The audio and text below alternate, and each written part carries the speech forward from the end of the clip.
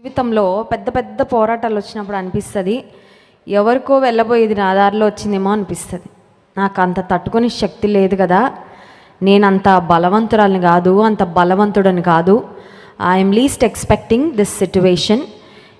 ఎందుకు వచ్చింది ఈ పరిస్థితి అని కొన్నిసార్లు అనిపిస్తుంది. కానీ కొన్నిసార్లు దేవుడు బలమైన సైనికులుగా, బలమైన యోధులుగా మనలను తీర్చిదిద్దడానికి కొన్ని పెద్ద పెద్ద పోరాటాలు మన జీవితంలో అనుమతిస్తాయి. ఎందుకు అనుమతించడండి? ఓడిపోవడానికి కాదండి.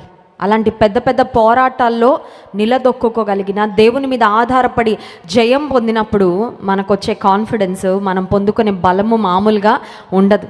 కనుక విశ్వాస జీవితంలో నీవు ఒకవేళ పెద్ద పెద్ద పోరాటాలు ఎదుర్కొంటున్నట్లయితే గుర్తుపెట్టుకో, దేవుడు నిన్ను ఒక బలమైన విశ్వాసిగా, బలమైన వ్యక్తిగా నిన్ను తీర్చిదిద్దడానికి దేవుడు అటువంటి పరిస్థితులు నీ జీవితంలో అనుమతిస్తున్నాడు అని జ్ఞాపకం పెట్టుకో.